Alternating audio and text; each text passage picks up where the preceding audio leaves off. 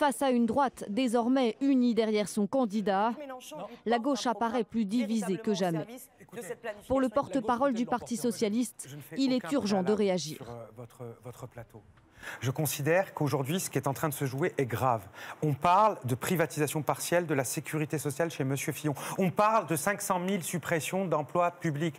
On parle de... En fait, il disait casser la baraque. Quelque part, je pense que si la baraque, c'est la France, donc c'est casser la France. Et donc la gauche, elle doit se dépasser, malgré les divisions. Il faut qu'on y arrive.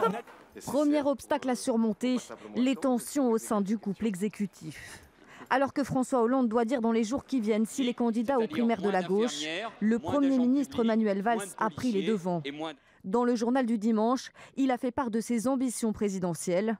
Pour le porte-parole du gouvernement, pas question de voir le président et le Premier ministre s'affronter dans une primaire.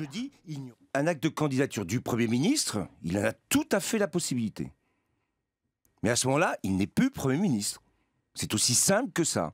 Il y a des choses qui doivent être rappelées, tout simplement, et je souhaite le rassemblement. Le rassemblement, un autre enjeu pour la gauche alors que les candidatures se multiplient. Le premier secrétaire du PS le déplore. J'avais rêvé que les primaires soient plus unitaires que cela. Je constate une nouvelle fois qu'il y a une rage de fragmentation dans la gauche. Je la déplore et je la combats. Et donc le seul moyen de la surmonter, c'est qu'il y ait une prière, on va la faire, et une primaire massive.